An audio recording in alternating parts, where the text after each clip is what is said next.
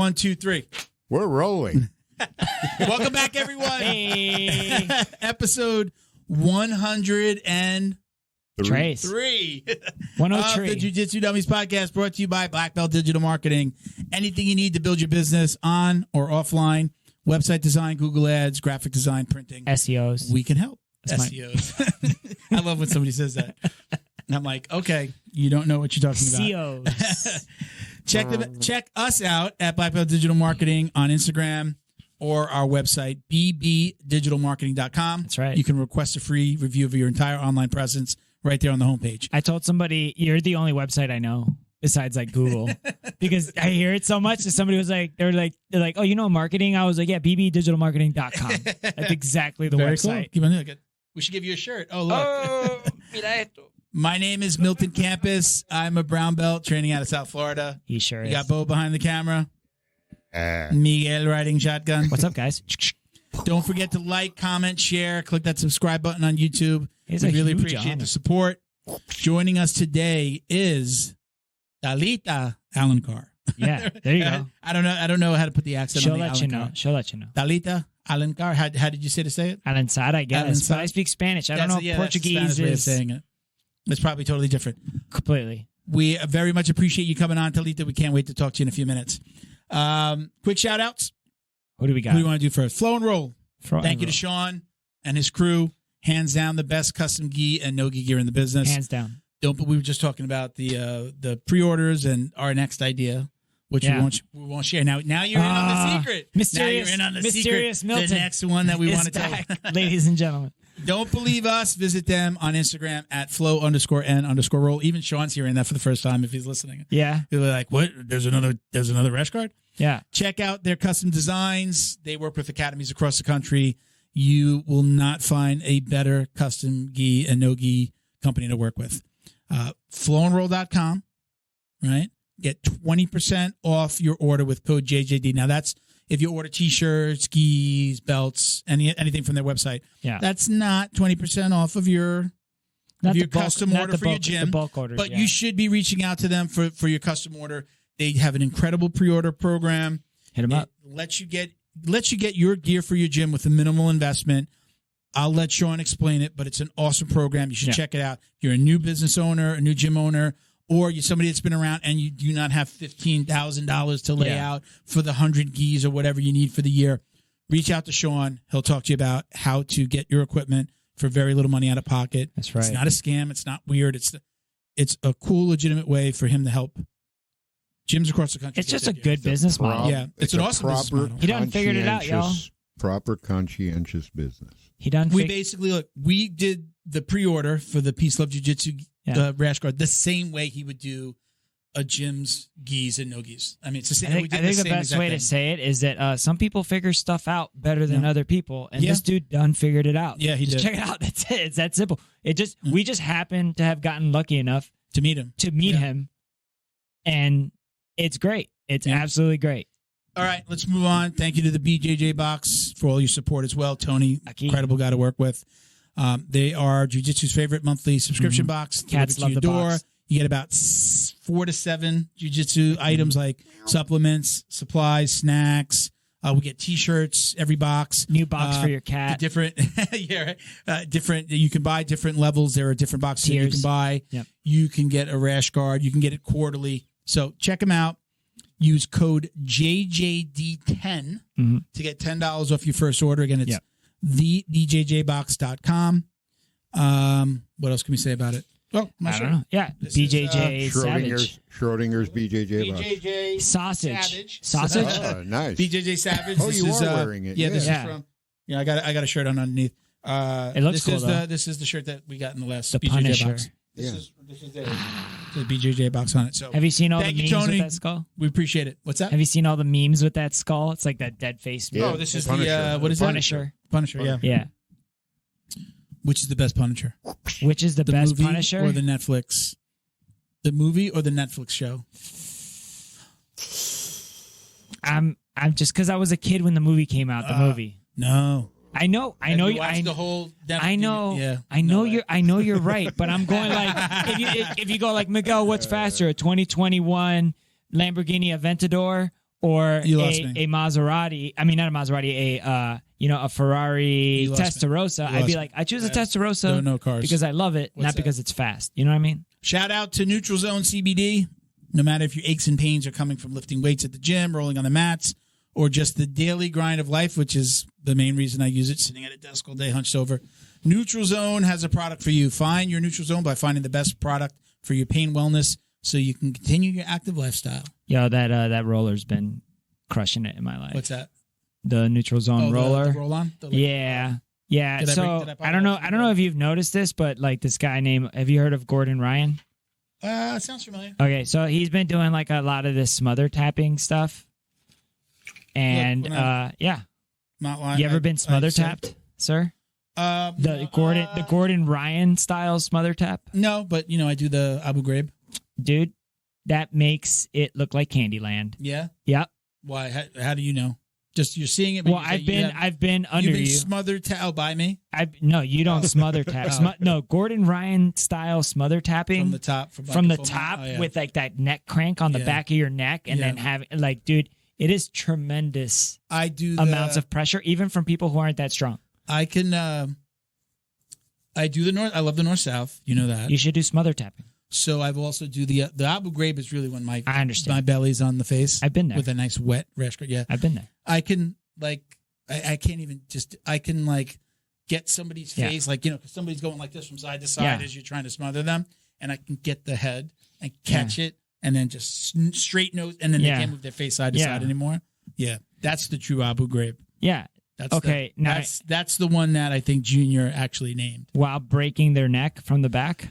No, I'm kind of more on the if you embrace the break the neck part, find your neutral zone at that makes me sound like such neutralzone.com. Use promo code JJD for 20% off. 25% off.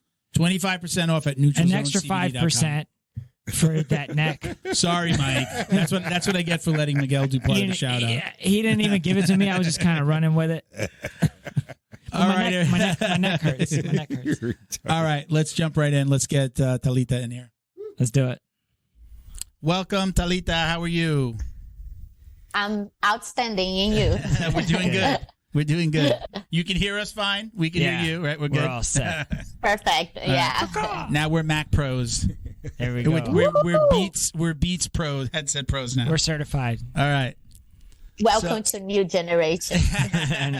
Thank you so much for doing this. I appreciate it. I know you have a really busy schedule. Mm-hmm. So let's dive right in. Where are you training right now? Where are you? I'm Go ahead. No. Where are you? I know you're in South Florida. You're in Florida, but where are you now? I am in America top team right now, the headquarters. Okay. And I'm currently doing the same thing I do, triathlon, jiu-jitsu, spending full time and full sacrifice towards MMA. Very good. Congratulations. Living the lifestyle. Thank you. So I wish it was all true. It's all social media. No. You got to work for it, right? Yeah, it's hard. 100%. The prize comes at the end there. Being an athlete is a 100%. hard life. You are, or is it 3-0? 3-0 in Titan? 3-0 MMA, 3-0 in yeah. Titan. Mm-hmm. I saw the your post from the last one. You got, there was a nice throw. She got a nice throw, and then you wound up mounting and finishing her. Yes, 100%. How different does that feel versus when you competed in jiu-jitsu? Yeah.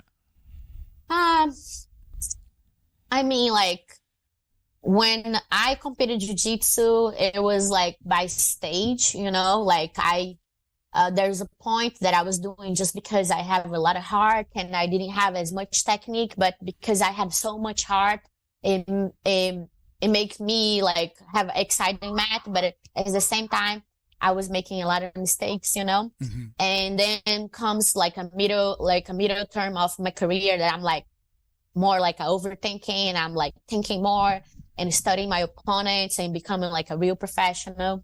And that's when I started to traveling the world and creating more opportunity towards my career. I never really planned to be a world champion. But I came from triathlon and etc. So and just made me a great competitor, you know. But man, MMA is just like a crazy infinite world, like of like backgrounds, you know, because I don't only have wrestling and kickboxing and boxing. I have like taekwondo, I have like sambo. I have so much to put it together that's like over-rounding. And I mean, not saying that jiu-jitsu is not challenging, because it's based on generations, you know, like you see warm guard and like a lapel and all these things now. But it doesn't mean that you don't see this MMA. It's like just changing by generation and renovations and people that are coming, you know, like talent people, hard work people, that it's just such a crazy world when you think it's so complex and think of, you know what I mean? You've mentioned a few disciplines in there. How long did you do Taekwondo? Or is that I didn't do Taekwondo. Like what I'm saying, like if I'm going to fight MMA and I'm going to fight against somebody, and I'm going to be very like careful, like whatever opponents I'm going to choose. And even though if I do fight against a world champion Taekwondo or a world champion kickboxing or Muay Thai, or you know what I mean, I'm going to have you study. And the difference is like you do have a team when you fight jiu-jitsu, but you don't have a team like you have a team MMA. You don't have a management. You don't have people that really like are heavily take your back. You know what I mean? I don't respond for myself anymore. Like I feel like I have like a bunch of daddies and mom that I have to respond, and I'm like, hey, I'm doing this. Oh no, you can't do this. Like I don't agree with like. Before I used to just. Is there a head coach for all there your is a head coach, there is a boxing coach. Yeah. They all work together, you know, but I have a boxing coach, I have an MMA coach, I have a jiu-jitsu MMA coach, you know. Who writes your program?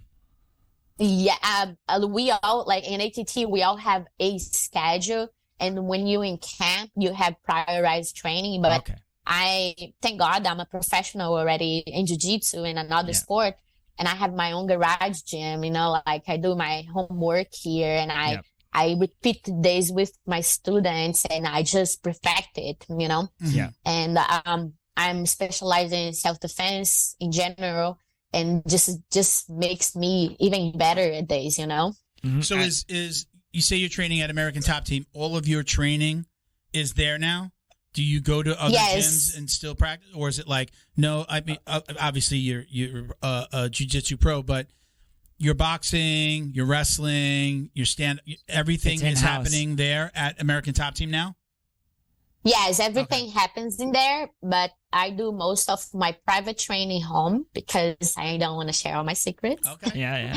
Just for my jiu-jitsu, like what's it called? I forgot right now. Like just to share techniques online to sell. I forgot the name. Oh, BJJ Fanatics? Like BJJ Fanatics. I'm only going to share paid secrets now. Yeah, masterclass.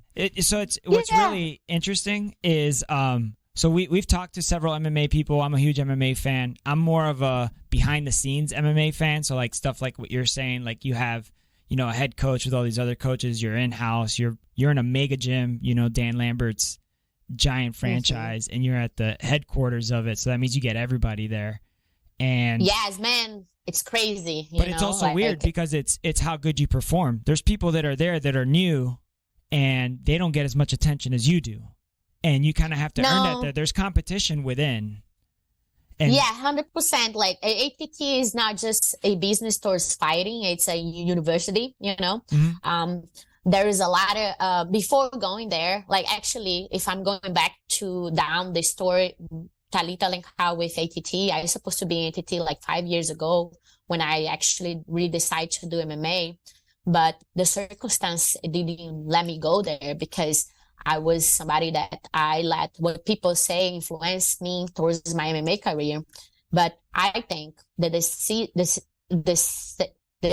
that I take in the past, it helped me financially and maybe to build a business for me and a name here in Florida. That's what I need, but not towards to ATT. And however, made me build other types of relationship with the right people inside ATT. And for me, I did lose some time, but it was what I need because I have to develop my MMA to go inside the cage because ATT is a cage. You know what I mean? Like for a pro fighter, it's a cage because you go there or to be somebody's body or people be body for you. And I told myself, I'm not going to be anybody's bodies anymore because I got fucked up too much in jiu-jitsu and I'm not ready to be theirs anymore. So I'd rather to develop my MMA in another small gym. And until I'm ready to go to a big team and get the pressure that I have to, I will. And everything was in benefit. And I made the best, in my 3 MMA fights, I made the best relationship that I ever could inside ATT. And it was just the perfect time to join ATT. You know what I mean? That's great. Yeah. So you're saying you didn't want to be somebody's training partner, just the sparring partner that they bring in for the pro. You wanted to be the pro, like bring them in. She wanted to come in a shark, instead of I don't mind, because example inside ATT now there's a bunch of Olympic judo, there's a bunch of good wrestlers, good Brazilian jiu-jitsu and everything. I want to just be equally like them because when I have my camps, I will have equally attention. I didn't want to be somebody that see me like, oh, Talita is very stubborn or like very like spicy and like I don't like to train with her. I like to be somebody that even if it's just jiu-jitsu or it's a great partner, but either both ways because I know I have to be selfish towards my camp. But if I'm not in camp, I don't mind to help anybody. But I am not going to be a punching bag of nobody. Do you ever pull up? Go ahead. I'm sorry. Finish. That's okay. Just enough to make me tough. So that's good. Is there ever a time, like sometimes I'll pull up to the gym, especially like on the weekend, and we do open mats. We have a lot of people come from other gyms. Sometimes I pull up and I see somebody's car or I see somebody and I'm like, this is going to be a tough training day. This is going to be tough today. Does that ever happen to you? I mean, on your level, on that level, does that ever happen to you where you pull up and you're like, oh shit, this is going to be a tough day? Not really, because that's when they see her car. They see your car, right? They see your car, and they're like, oh, I'm very competitive, and like there is people inside the gym. Every gym that I've been, that I stay long or short term, that when I see it, I'm like, fuck yeah, I'm gonna get my ass beat or I'm gonna survive today. And one thing that I learned towards my competition, back and forth, like winning awards or getting second place and like very polemic matches that I had that people know me because of them. It was a mental thing because I took otherwise, but those things taught me to be who I am. So I channel negative things to good things. Okay. So like now there's like there's a girl in the gym that she's Olympic judo. I'll share a profile after with you guys. She's the toughest trainer that I had there. Yeah. I love when she looked at me. She's like, let's go. I was like, yes, please kick my butt. I know exactly who you're talking about. I was like, I like, if I'm able to do anything against her and be successful, I'll do anyone. Mm-hmm. And I know in the pro level, a detail change everything. Yeah. You know what I mean? Yeah. If you do any sort of foot sweep, I know who you're talking about. You know what I mean? Yeah. If I judo throw her, I'm like, so that's your Everest. You know what I mean? So everybody else is just going to be like a foothill in North Carolina. It's not going to be it's going to be a hike. Yeah, I'm not a judo Olympic girl. You know what I mean? If I'm able to control a judo that she have 20 seconds to keep her back on the floor and I keep her down, I'm going to be like, fuck, I have great performance, but it's not enough. You know what I mean? Yeah. So when you're training judo, like, are you actually training judo with her and it's judo rules, or is it you're doing your jiu-jitsu and you're up against this judo pro? Or are we wrestling, or are we doing jiu-jitsu, or are we doing MMA, or we specific train, and so, or it's like 30% or it's 100%. Or sparring, like real crazy sparring, you know what I mean? Like survive or get killed. Yep. It's different, man. Like I've had the pleasure of like rolling with people that do MMA, and I've also rolled like where there's a wall. It's like everything changes. It's almost like, when you get a brand new white belt and you could do whatever you want to them because jiu-jitsu and they just see red, bro. Yeah. You know? And that's what it's like when somebody's an Olympic level judo player and you know maybe how to drool on yourself in terms of judo. When you roll with them, you literally, so it doesn't matter that it's MMA rules. Good luck getting a punch when her top of her head's under your chin and she's got you under the hips. And what are you going to do? She's a fucking headlock on you. Like, and she cannot let it go to your neck and like feel that your whole spine's going to crack, you know? Mm-hmm. I have a quick question. Going back, you said something before. You mentioned BJJ Fanatics, and it made me think of this. So, what weight are you fighting at now? It's really close by my jiu-jitsu way. Like, I used to like mix it up. Like when I was like lazy and I didn't want to like lose weight, I fight 125 and a nogi and 130, and I always like podium and everything. But 118 it was my weight. And MMA is 115, so it's not a big deal. It's not hard. Yeah, it's not hard. It's like I just keep myself in shape, and I don't go like mentally toughness in the weight cut because it's sort of something that I did forever, you know. How tall are you? I'm 5'1". 5'1". It's all public information, by the way. This is like the only place you get to do this. There's a place, yeah. So I'm asking you because I know that you're small. BJJ Fanatics has you under your bio 5 feet 7 inches. What? I figured that it was a typo. It's a lie. I saved it on my phone. Did I leave it open? I didn't leave it open here. That's hilarious. Thank you, BJJ Fanatics. I looked at it a bunch of times, and I don't know. Like it says like 170 centimeters. I don't know if that's right. Like we don't do what is it centimeters? We don't do that here, right? Like in the U.S. So it's still. Yeah. So I looked at. It's just the rest of the world. I had to look at it a bunch of times, and I'm like, am I looking at it wrong? No, it says 5. No. Look back. Look at your bio. On BJJ I will Fanatics. Let's not. Do you want us not to say nothing? We won't say nothing. I think I even know why. Maybe they confuse 1 with 7. Yeah, it's but just a I'm typo. never 5'7". No way. I have to born again. There's some girl out there was offered a fight with you that looked at your bio and said, 130 and then 5'7". That's crazy. Yeah. You know.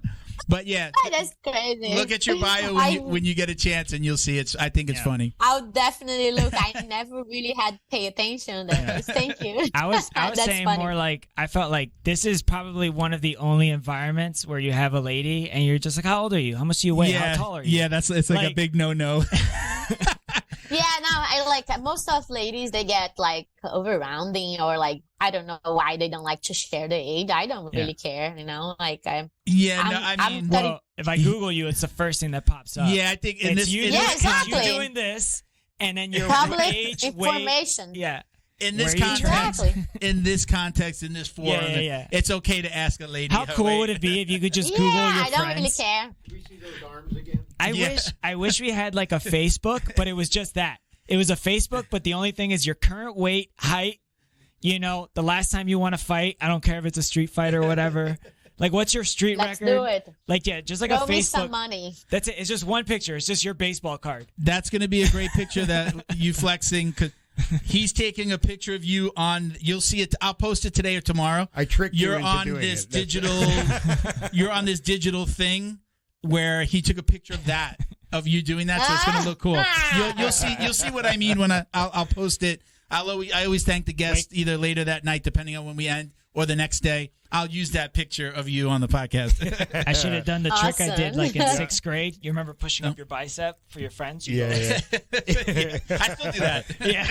Except I do that to my real. I do that to my wife all the time. I'm like, look, I work out during lunch. Those are real. I was Hers are You real. see those guns here? Yeah. Do you have a permit for those? Yeah. Yeah, I do, and they're very. It's a license. Let's go back to the beginning of jiu-jitsu. Jiu-jitsu was your first martial art, right? How many moons ago? Yeah, jiu-jitsu was my first martial arts, but it wasn't my first sport. No. Tell us about how you got your start in jiu-jitsu, and tell us about your first sport. What was your first sport? I started swimming at 4 years old because I only have brothers. I have 3 brothers, and they predestined to be very tall, and I was the only short one in the family. They took it And all. then my mom, yeah. And it's funny because my parents are like maybe 5'3", 5'5" the most. Wow.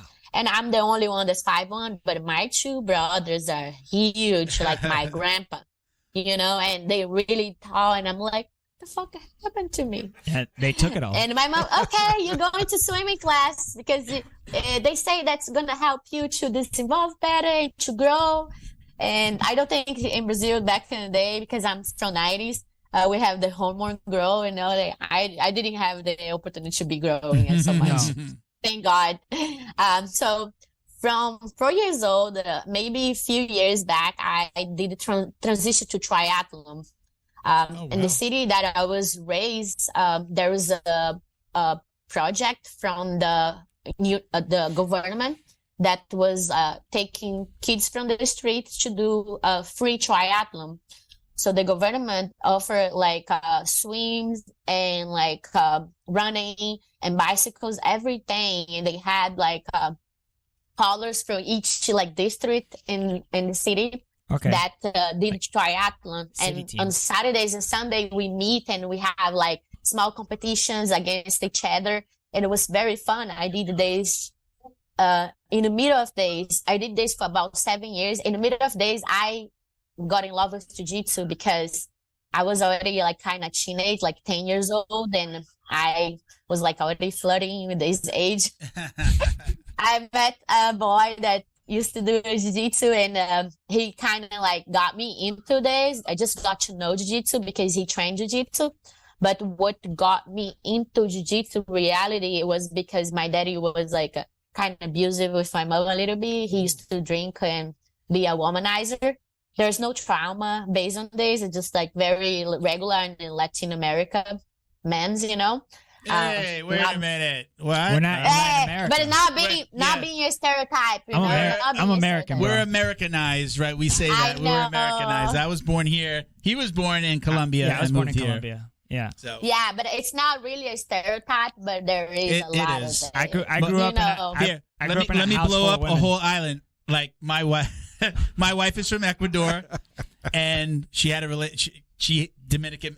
No Dominicans ever. She Same, tells right? her, No, she tells her Same. daughter, she's like, you could date anyone in the world. Yeah. And you're only blowing Anyone, up, you're only blowing up white, half an black, island. no Dominicans. Yeah. I wouldn't know, But bro. it's not.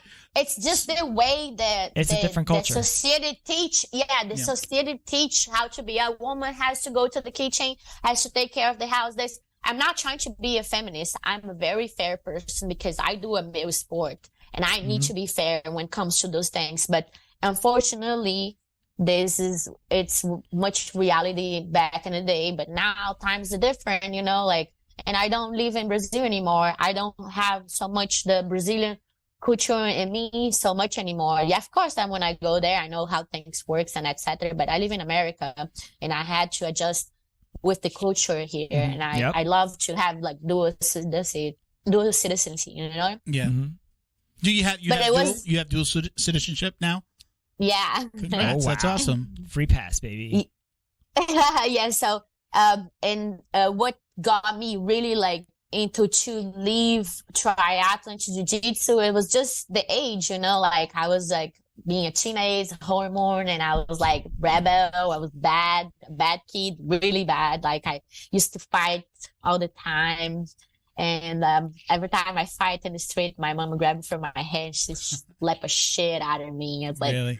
I got so much spank, like all the types you can think of. Like I got so grounded, like so much. And I always was like a tomboy, like my brothers used to go to the beach at the end of the day and do like just street fight. And I used to do with them. I was like, this shit like this. I was fucking loving it. All overhand. Yeah, I was born for this. And so I believe my childhood translates a lot in my competition skills and like why I choose fight to be like who I am. I think it helped a lot. But back in the day, I was I was swimming in the university. I was doing jiu-jitsu at night.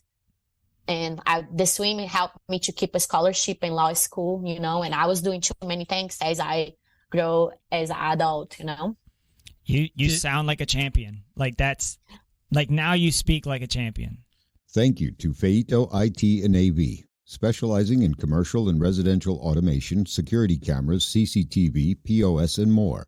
Check them out at feitoitav.com or call 305-428-2515 and let them know the dummy sent you.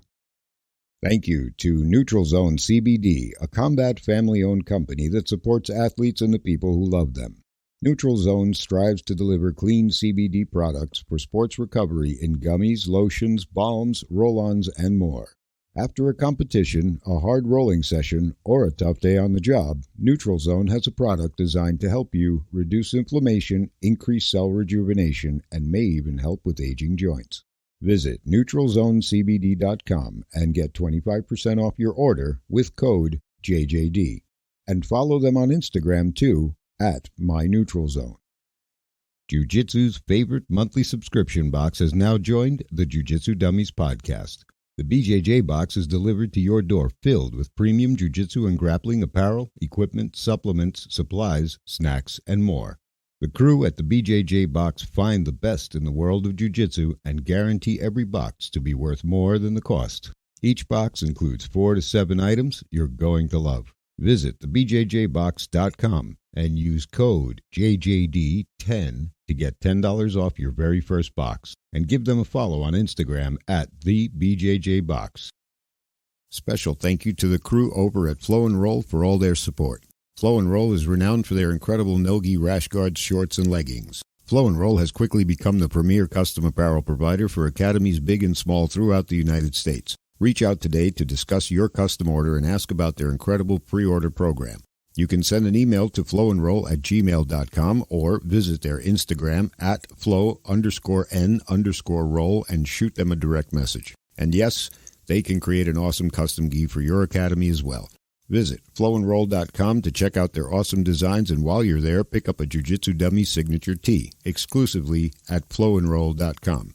And remember, you'll get 20% off your purchase of t-shirts, rash guards, or gis with code JJD. Did you fall in love with jiu-jitsu right away? I mean, anybody who's taken it to your level, I know the answer is always yes. But how did you feel about jiu-jitsu when you first started? Was it like, I love this and I'm going to do this for the rest of my life? Or was it like, what am I doing? I'm this here is because crazy. The boy I like. Yeah, because I'm the type of person that they're very driving by a good challenge, and everything that feels that I can't do it, I feel like it releases like crazy hormone in my head, and I'm like, I'm not incapable to do this. I'm gonna fucking do it, and I will do well. And I have this thing on me, and I have a really strong mindset towards things, you know, like I know I have a really strong personality, and I think that was always very challenging for me. Everything that's challenging, and every time I do bad about something and I know I have the potential to do better, this keeps me, you know. But like I said, I did not ever plan to be a world champion. I never really planned this, like, okay, the day that I got to know jiu-jitsu, I want to be a world champion. My journey threw me in this direction, and I knew it was going to be towards competition, but I never knew that it would be fighting. But for sure, fighting is the most challenging in my life. When did you come to the U.S.? At what age? I think I was 20, if I'm not wrong. Okay. And did your competition success in jiu-jitsu start here, or were you making a name for yourself in Brazil? I was already making a name in Brazil. I moved to many cities in Brazil. I was born in a city. I got raised in another city. I was born in Maranhão. I was raised in Fortaleza, that's north of Brazil. And I went to Rio de Janeiro to live from jiu-jitsu. I left law school. I left everyone, my family, like good life. And I went to live by myself in a little small room, sleep in the gym when I could, and like saving money from food to pay like a bus to go to Mayor and train a JF team, you know. I did like pass a lot of necessities a lot, and I never forget. It's like fresh just talking about. But everything was really like worth it, you know? Yeah. What type of law were you going to practice? Did you know what you wanted to do? What do you mean? Sorry. Law, you said you were going to law school, you said, right?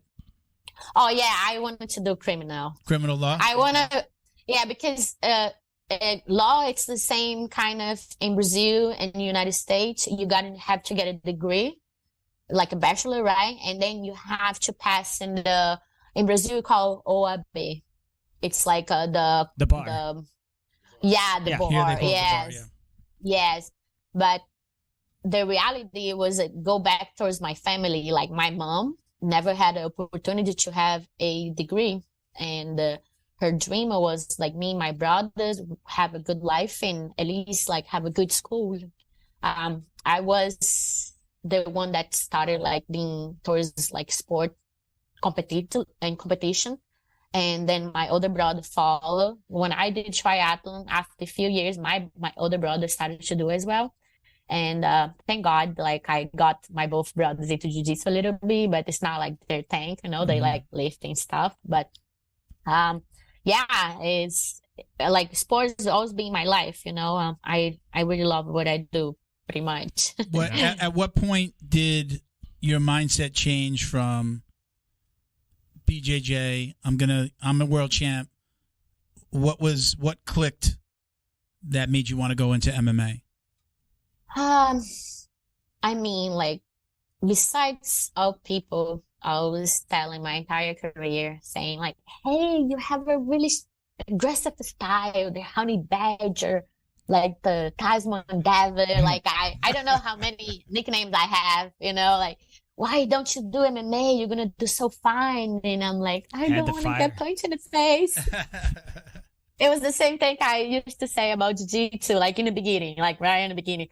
Oh, all the sweaty people, I don't want this. Nah, not for me.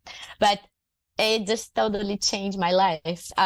What's the point? Besides all people telling me that I had the perfect style for MMA, I'm the type of person that I'm never satisfied with anything I do. Even like I do good or bad in the training, I'm gonna get home and I'm gonna do my journal and I'm like, what do I need to get better at, you know? And I'm like, I'm gonna go to my garage and just to stretch and think of like what I can add on my journal besides all the 3 trains and 4-6 hours of training that I had today.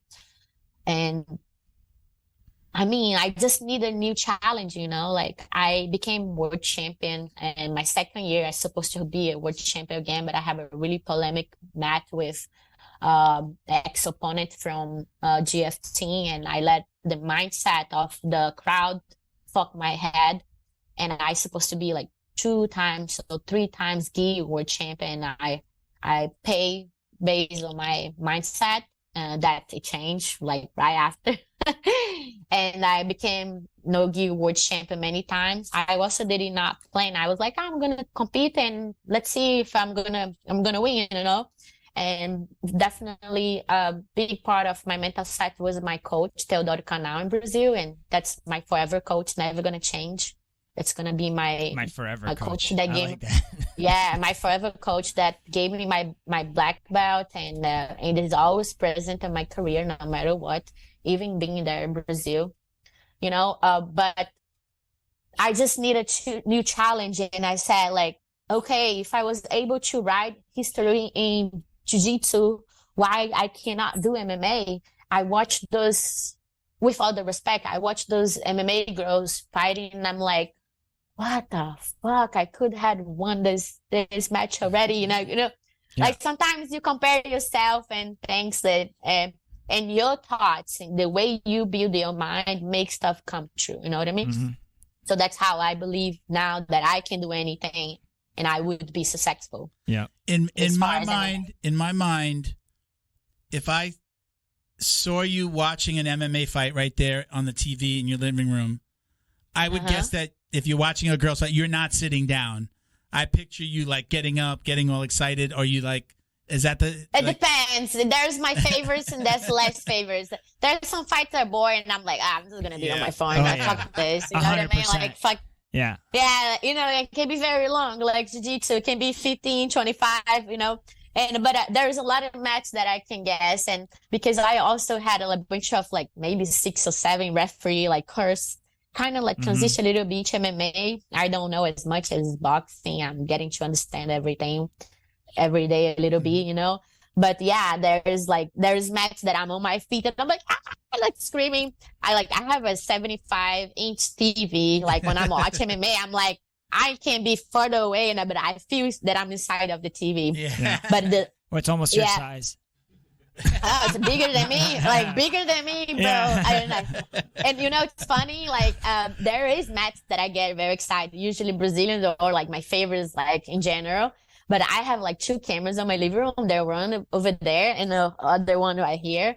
And I remember that the 2 fights that were very remarkable, 2 MMA fights, like big UFC, and was the one that Charles Oliveira fought before he lost this time. They choked Justin Gates, if I'm not wrong. Yeah. And there's one, like I had so many people in my living room and I was like, jiu-jitsu saved my life. Yeah. And like everyone jumped and like,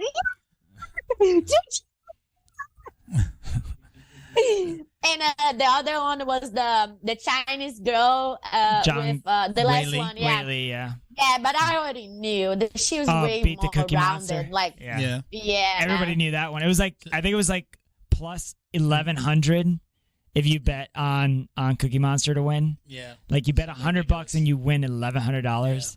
That's how you know. Yeah, imagine if I had $1 million in my bank account, I would double this money. Yeah, double it. No, you'd 1,100 it. Yeah, you'd be a billion. 11. You'd have $1.1 billion. Exactly. Do you get to train with some like you're just getting? I don't want to say just getting, but okay, you're fighting in Titan. Do you come? Are you like sparring with like Joanna? Is she still training at ATT? Like, are you getting training in with high level people like that? I mean, I do train with high-level people, but thank God, the only thing that I felt that I was not getting trained in other gyms that I train, it's the bodies. I really need like 125 as far as 130 sometimes, to 115 bodies to train, to develop or to like bodies in general.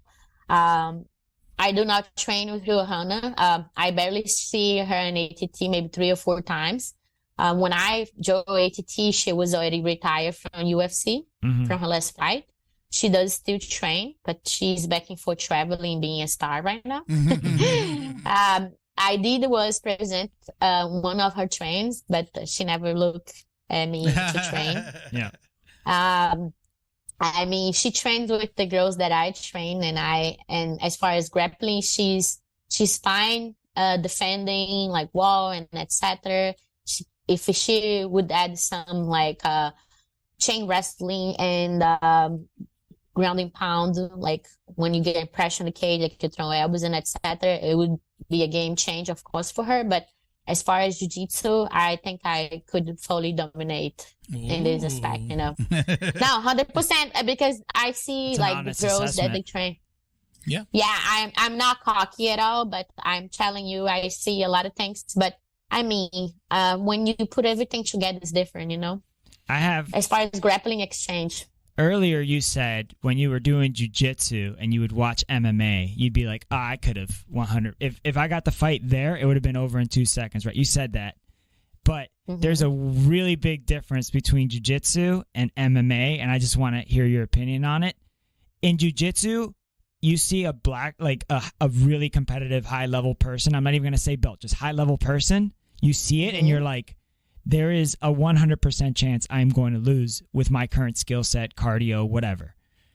In MMA, there is a puncher's chance that there isn't in jiu-jitsu. And I think that's the big key difference. Do you feel the same way? 100%. I fully agree with you. It can change a lot. And the best example days, with all the respect, is Rodolfo Vieira. And you guys see it, like there is very good performance of him. And there was some performance that we expect more of him, but it's part of the sport, you know. I was also Rodolfo teammates, and I like to acknowledge a lot of jiu-jitsu people background that came from MMA experience in the cage. It's very important to keep your saddle in the ground these days. But I mean, when you decide to do MMA, you gotta to spar, you got to get punch, you gotta to like feel the punch. You can't procrastinate. You can't go to the gym a sparring day and say, oh, I'm gonna choose my train. You cannot choose your train. You need to face whatever you, when you change a partner, you look into the side, whatever partner finds that's based on your weight, you gotta choose spar, you know. You can't like be there if you're not in camp, of course. You can't be there. It's like, I'm not sparring today, I'm just gonna do cardio. I mean, as much you practice something, you get better at it, and you need to feel comfortable getting punched. This sounds like school. Yeah, it is. It's just muscle memory, bro. It doesn't change from the sport to sport. And of course, there's my biggest challenge in the beginning was like to translate everything together. And like, if you guys watch, my first fight was or striking or clinch or chain wrestling in ground and pound. And when you are able to translate everything together, you are able to head position, boxing, move, fake, and transition to your grounding pound, to your punch, to the 4 range, safe range, kickbox range, middle range, and jiu-jitsu range. You know what I mean? Close range. So like, it's really complex to talk about this, but I fully agree with you. Or you procrastinate and you want to do a safe train, or you put your face to get punched and you learn the worst way. You're making that lucky chance smaller and smaller the more well-rounded you are, because you're prepared. Yes, because exactly. You're taking luck out of the equation the better you get. There's no more specialist in at a high level, like top 10, any organization anymore. Even in jiu-jitsu. I think in jiu-jitsu right now, ton of judo people, ton of people who have done other martial arts growing up, other sports. Yeah. I mean, the sport, we say a lot of times, like, it's mixed martial arts, we get that. But these younger people that are coming up have been training everything since they were kids. Yeah. You know, look at like Art in Motion down here in Miami, right? Right. He's got a wrestling room. He's got a wrestling team. Yeah. Like, he's got his jiu-jitsu kids. They got a judo. They got a judo program too. Yeah. I mean, the kids now are training everything. And even just, you know, but I heard people that are in their teens and their early 20s, they've been doing everything. That's the new breed, but like, she is the new breed too. Yeah, yeah. And so is everybody who's in the top 10 of any MMA division right now, because everybody's well-rounded. And speaking on that, like that also, when you're at a mega gym like that, it makes you a better training partner for whoever's in camp. It's like, oh, you're fighting Angela Hill. Okay, let me be very long for you. Because you have to mimic for the person who's fighting or whatnot. And we all about this, you know, at the gym. Like, we have a system they call the coach in charge. That's the coach does the most of the things. He builds your camp. He does this. He study your opponent with your manager, and etc. And he find the bodies. He set up the train. He does everything. All I do is step in and get my ass beat and working things that I have to get. Yeah, because you know what I mean? It's like, if I'm going to go to the gym, this is like, okay, I'm just going to have a great performance. I'm going to beat everyone, get to a jiu-jitsu range, and I'm good. Punch me. Yeah. Yeah, do things that I need to feel like okay, I need to move my head here. I need to do things, you know what I mean? And it's great, you know, but it's also, like I say, on university, I know I can't step in a wrestling local train that I'm going to get my ass beat. And there's like 5 or 10, 125 girls, and they're just going to smash me. And I'm like, I need to survive here, you know? And that was the reason that I came there, because I needed to get smashed. I was tired of like going gyms and cross training. Like, I feel like not the best in the room, but I mean, like, as far as a female, I was like big fish in a little pond enough to, yes, you know what I mean? And I hate it. At the end of the day, feels good and the same time feel bad. I'm not doing anything to build my ego anymore. You know what I mean? I am doing the sacrifice to be a round fighter, you know? You're chasing greatness the whole time. Important. So where do you see yourself? When's your next fight? Do you have a fight scheduled? I'm supposed to fight. Okay, so like story of my life, like somebody with my background, it's really hard to matchmake me. As far as local companies that fight companies like Titan, they do try to match me very hard, and I have to go. Most of my fights was out of country in Dominican Republic to fight, and it was easier to matchmake me. This time they couldn't match me. I supposed to fight in November, and they postponed the date. And I supposed to fight on November 9, that's tomorrow. And they couldn't find me a match. They tried to matchmake with the same girl that I fought, and my team didn't accept. I said, I'm down, and I don't respond for me anymore because they offered me the belt title so I could go to LFA or Invicta and fight for them. But either those other two companies that offer me like short 2 weeks notice fight, and I'm not ready to do this, you know? It's fucked up. Like, I'm doing so much sacrifice to fight, and like Victor contacted me 2 weeks to fight a jiu-jitsu girl. That's something that I'm not looking right now. I want to fight a striker, you know, a boxer, or, you know what I mean? I want to feel that I feel that challenge me to be better, something that I'm not. Are you eventually going to make the transition and try and do like a contender series or something like that? I actually have opportunity to go to contender right now if I want, but I don't want to get to a big company and just to get a contract. I want to go to stay, you know? Yeah. And I rather like wait a little bit and just turn down some opportunity and make sure I'm ready for. However, there's many aspects to getting a contender or to get a contract with the UFC, you know? I could get a contract with UFC and just be settled and just make whatever. Or I could make my way to UFC and just stay, you know? I know that if I fight UFC in a contract, none of my fights will be an easy fight. And I want to be ready for. They'll throw you to the wolves for sure at 115. Of course, even in a contender, they will get me the best match. They would probably give you, to be honest, they would probably give you a gatekeeper fight. A girl that's on her way down, but is still very high level. Yeah, still like experience. So they'll give you a gatekeeper fight. That's throwing you to the wolves for sure. And then you're going to have to. So and I don't mind. I'm ready for anything, you know, like like I said, I love a good challenge. I know that anytime I can be matchmaker with a good striker that have good space management, that have a really good like grappling defense, take down defense, and that's what a good grappler will do. And I'm aware of this, and I need to be better at things that, you know, that I need to be better at, you know. I think, and I don't mind this. I was going to say, I think the best to do at 2022 contender series in terms of the type of preparation that you want and the confidence and the experience that you want when you go in there, I say Bo Nichols is like that right now. Oh, yes, Bo. But how prepared was he? Extremely prepared. He made everybody look completely untrained. And then his first UFC fight is what? This Saturday, I think?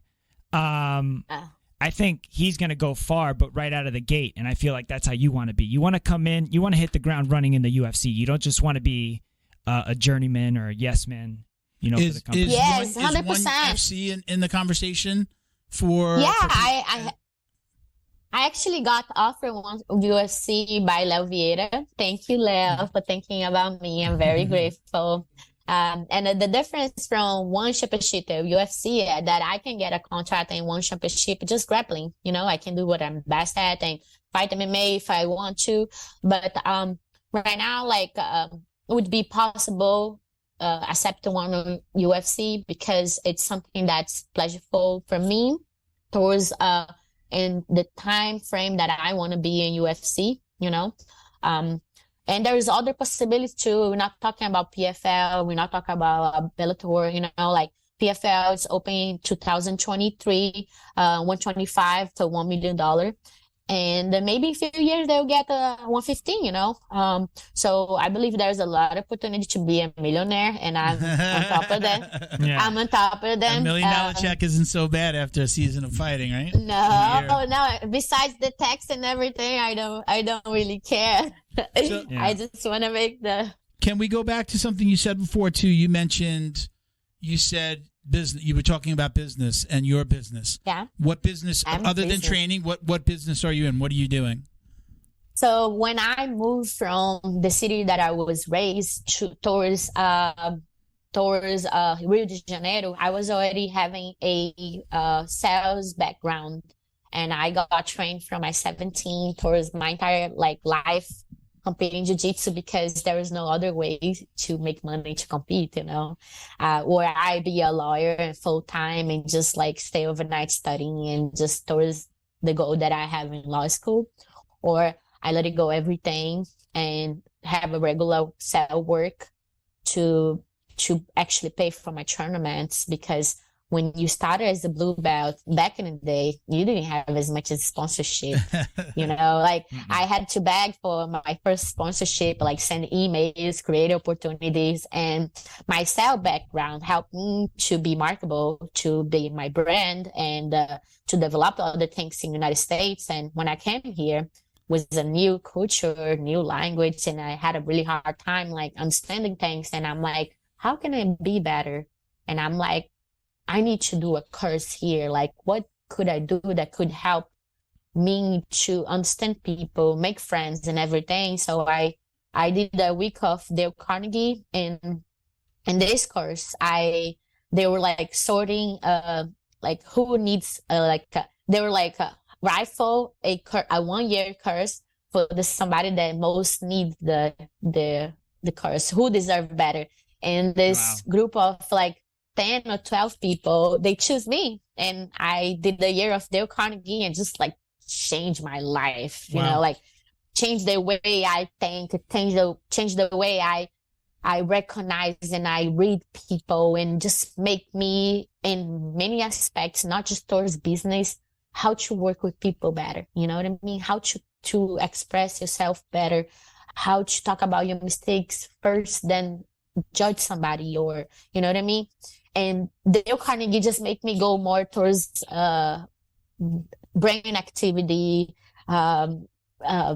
global neurons, other things that you have to understand, and why we, the way we got trigger and human behaviors. And I went just deep in psychology, and I was like, whoa, I really know who I am now. I didn't know until many years ago. And I'm like, whoa, I am 100% sure who I am, and I understand people's behavior better than anyone else. Read body language. It's just it makes me just be a very nerdy person, you know? Okay. So she read How to Win Friends and Influence People. 100%. I have the book in my house, and I just got into a lot of audio books, and every day I wake up, I'm listening to a podcast, and Anthony Robbins, all those guys, and I'm very into, but I'm really into old school psychology, the 1950s, old study of human behaviors, a group of people from a childhood, from 5 years old to 90 years old. You know, I'm really into this right now. I'm really into human behaviors and why do you get triggered? I'm when people start to talk about those things with me, I got goosebumps. I was like, tell me more. I like to hear that. So how does that translate to business for you? What again? You said something about business. What are you doing to make money outside of fighting? I mean, as far as I said, branding, it's about marketing myself, understanding understand what I really want. Because if you don't know what you really want, you can't be very successful, you know? Pretty much I told myself from 2 years now, and I'm I don't want to rely on people so much anymore. I want to rely on me. Of course, everything you do in life, you need to rely on people to be successful. But as far as making my own income, and as far as what I was doing before, I was trying to make somebody else's business successful instead to be focused on my own business, you know. And I'm 32 years old now. I have to think of like, okay, I maybe have 10 years more of like MMA career and maybe 12 the most, and what I'm going to do next, you know? I am not trying to focus on two things, but I'm trying to keep my options for sure. Mm-hmm. Yeah. I know that if I one day stop fighting MMA for some reason, I still have a bright career in jiu-jitsu because I'm really good. Then I would be as competitive as I stop, you know. Would you ever open a gym? Is that something that you see in? It is one option. Yeah. As one option, I help too many people to build their gym. I used to call me pro grapplers used to call me jiu-jitsu gypsy, but it was not even really jiu-jitsu gypsy. It was like I had too many friends open new gyms, and I was already good, the kind of human who's resource based on the training that I had in the cells. And I'm very organized, the ATD, like tanks, you know, like my house is clean, like nice lighting, like everything's organized, my sporting clothes and everything, like in every aspect. And they always took me to their gym to help, like kind of like give a different color and help in different aspects that they couldn't do it. And I used to call me like, jiu-jitsu babysitter academy, jiu-jitsu, what's it called? Your jiu-jitsu rescue is what it is. It sounds like jiu-jitsu gym babysitter. Yeah, jiu-jitsu gym babysitter. Milton, you know, like you've talks gone about in this all the time and helped. You've said, I've heard you talk about it. You've gone in and you've helped them make their gyms better. Yeah, exactly. Right? Like, and that was one of the reasons that I came to Florida to like help somebody. A rich man to open a jiu-jitsu gym just to make it successful, you know? Yeah. You say it all the time. Just because they're good at jiu-jitsu doesn't mean they're good at business. Yeah, that's hard. Exactly. That's very hard to find. It's usually you get one or the other. You get a great businessman and all you're doing is learning side control and Kimuras. Or you get a guy that is a John Danaher level guy, but doesn't even have my first gym, my coach was amazing. I was probably in my 230s. He was 265, shorter than me. So I learned that whole, like, you know, kind of, you know, take down, stay on top, you know. Pressure, smash pass. So it was like a perfect fit for me. I own a marketing company. I've been in marketing for about 16 years. And he was horrible at marketing. I mean, I built the website and we never launched it because he wouldn't give me your bio information. Check this. I need the merchant account for the T-shirt. Like, because I just wouldn't get anything. Procrastinate so much. He was great. I learned so much.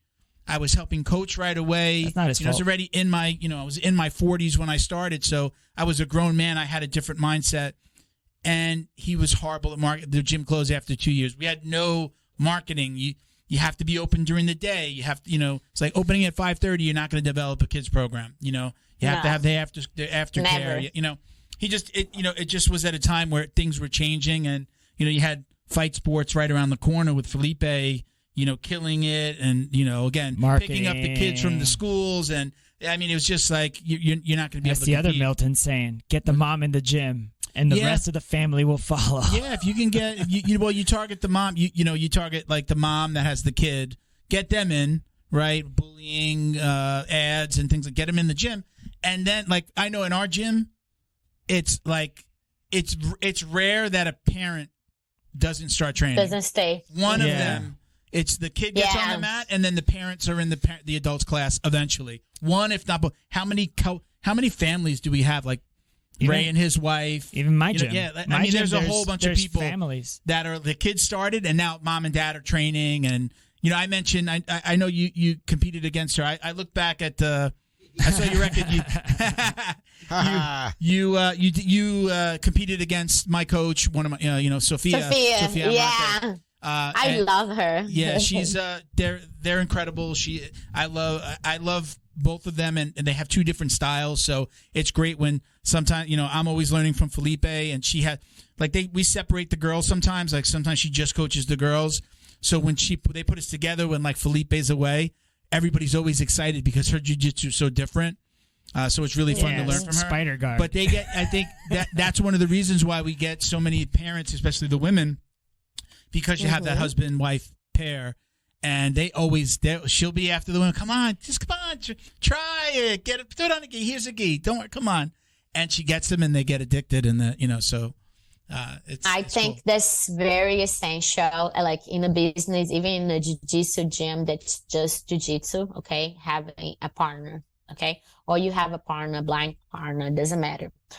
As far as you see a man running a gym, you know that's going to be successful. But always behind a man, there's a woman. Can be just a woman that stay on the front desk is good, whatever she do as far as ADM or marketing or whatever. Or if she's also do all of this, that she understand business and she does teach it as well. Yeah. We're aware that women learn different than men's. Of course, they're a good coach in general. He will know how to read each student. Each person learn differently. Okay. And as far as you put a bunch of women together, if you don't have a close in connection with them, you're not going to be able to do perfectly well, and you need to break the ice and have this connection. And Sophia is amazing. I didn't met her husband, and they're just amazing together. I always when I see her, I was like, "Oh, your booty's so huge!" And I always try to break the ice because I hate the competitive environment. I don't compete against people to prove that I'm the best. I just want to have a great performance, and she's definitely somebody challenge to compete against. I love her butterfly guard. I don't think I ever compete, if I can be wrong, on the gi with her. If I did, I just forgot. I'm sorry. But I'm sure their gym's very successful. And as you said, as a family, I'm a taker. If I have a gym, everyone that step in the door, for me, it's a potential client. You can make money through them. However, if it's an introductory class, if it's a self-defense class, it's a kickboxing class, it's anything, or even fitness, for me, it's very important to take advantage of everyone that step in the door. You know what I mean? It's funny because, in our school, we've talked about this a lot on the podcast. Sometimes we have more women training in the evening in the adults class than men. I've been there. And it wasn't always like that, but because they started doing fitness classes for women, just women. We actually we have a pretty big facility compared to the average jiu-jitsu only gym. And they're only 10 minutes apart, by the way. They turned the office areas into a whole nother room, pretty big, and sometimes the women just train on that side.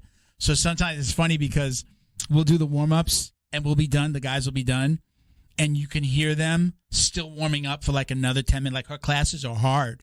She's tougher. When she comes over, that's what I'm talking about. The only thing that I don't like when she comes and she runs the entire class for men and women is that the warm-ups are twice as long and twice as hard. Yeah, but you're a brown belt. You just stand like this. No, look, listen, it's not just about the warm-up. It's about the foundation, the warm-up. Women are more perfectionist than men, okay? And I'm not saying that men cannot be perfectionists. I'm just putting it over there. But generally speaking, I learned, but I learned if I am the typical person that I skip the warm-ups just because hip skip is annoying, hip skip is belly down, hip skip 1, 2, 3, hip skip, sit down, hip skip, those things make who I am, make my foundation sharper. And every student that say, I want to learn self-defense, I was like, do you know foundations? If you do not know foundations, you cannot move well. I was like, oh, but it's so good at guard. I was like, do you know why somebody have a hard time to pass my guard or doesn't pass my guard? Because of my foundations. And I think people that skip the warm-up, they're lazy. Yeah, for the record, I never skipped. I know. I'm not saying you did. I was making a joke. No, I might have to skip. Even if you hate it. Yeah. I do have a bad back, and I might have to Me skip too. something. Yeah. But if I do, if there's something that I know is going to mess up my back, I don't stop. You won't do it. I do jumping jacks while they're doing that, and then I get in on the other one. I never stop, and I've never been. You're not 32 and an MMA champion. I'm going to be 50. And I absolutely, in my mind, I know that even if I coached, unless I was coaching all day Yeah. I'm going to always do the warm-ups with the adults. I think that's a sign very important. of a really good coach. Again, if you've been coaching all day and you've done warm-ups and you've been I get it. It's complex. It can be complex. Yeah. I like when I see like Sophia jumps in and she'll run, like sometimes she's been there all day and she'll run just from the side, or she'll be the first one when we're running around and warming up. I love that. I mean, that shows you something that they're doing it as well. I just got something out of this. So what's that? I literally just got something out of this. This is what I'm going to do from now on. Tell me.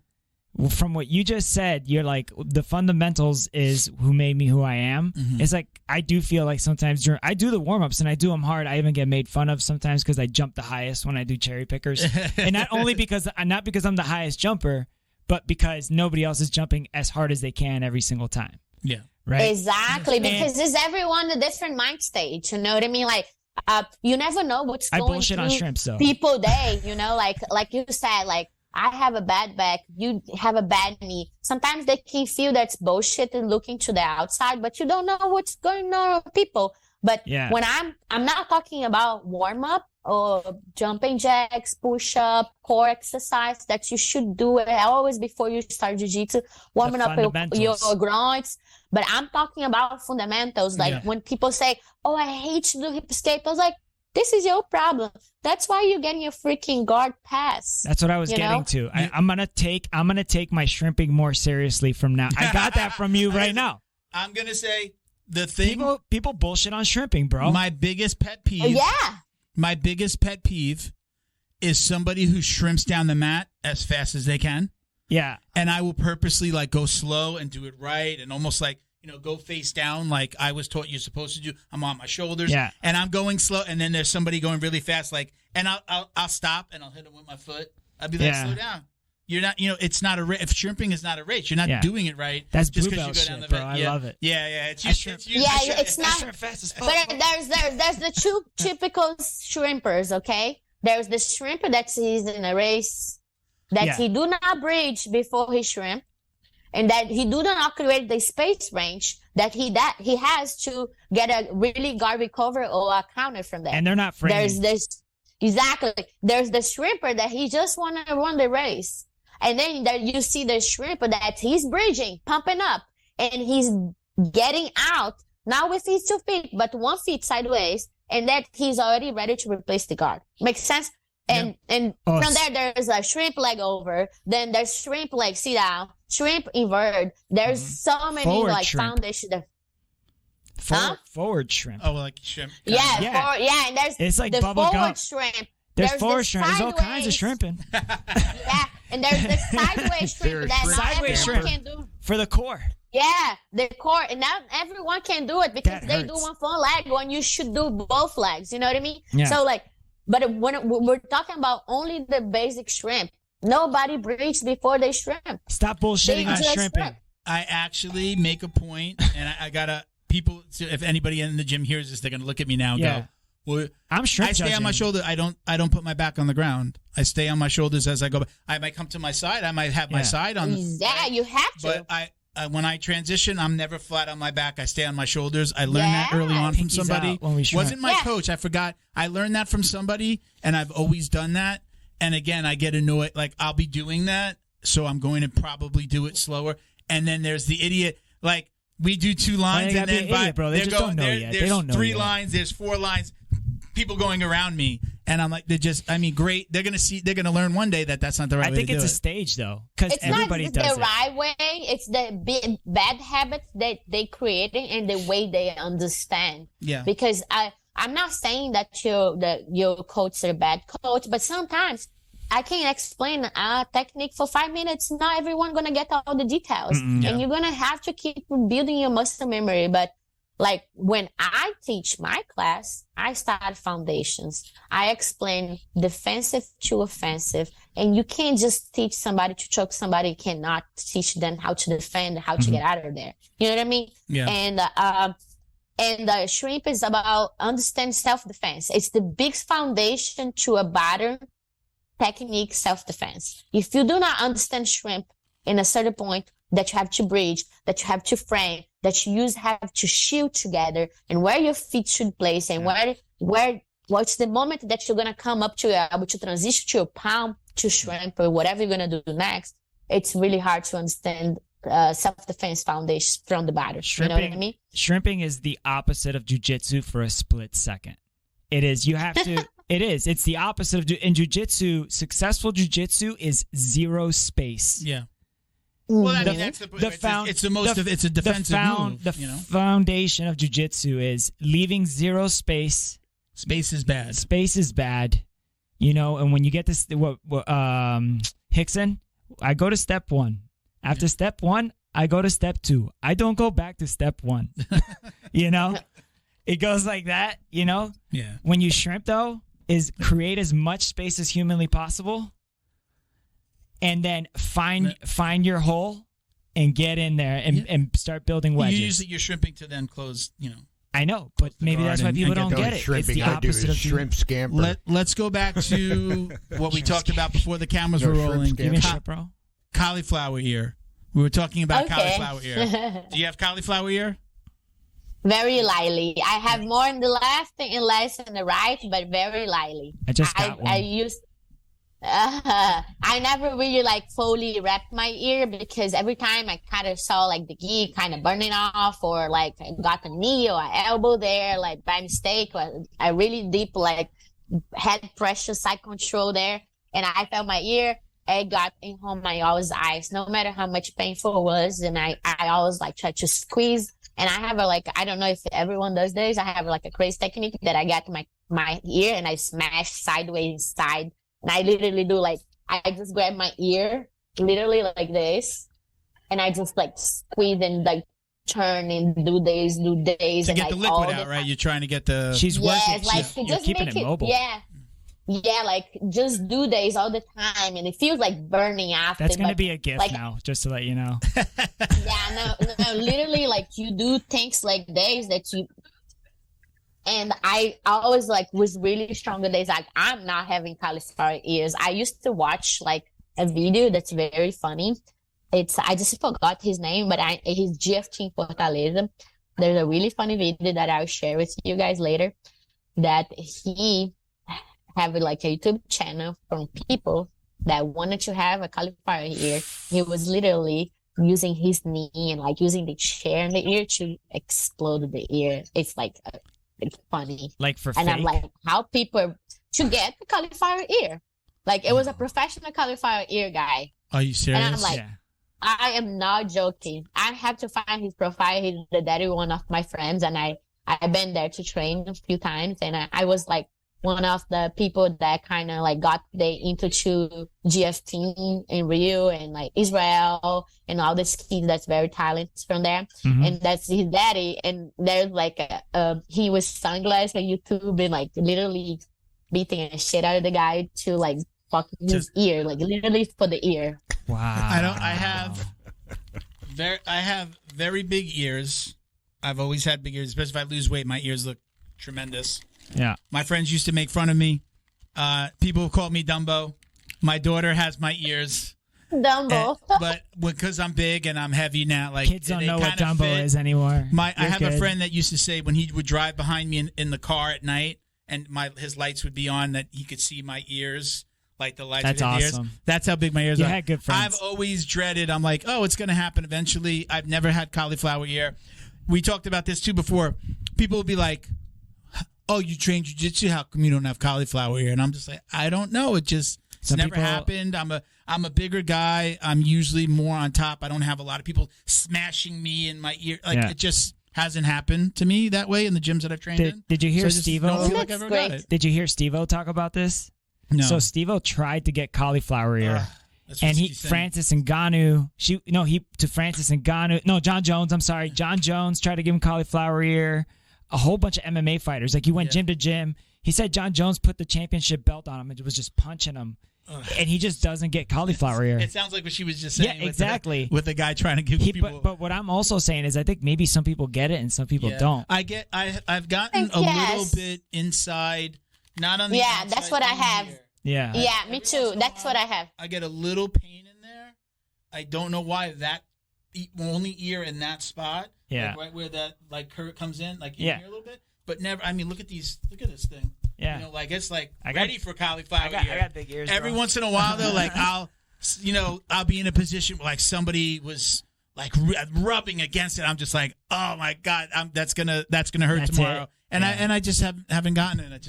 That hasn't happened. We're the lucky ones. I don't know. Yeah.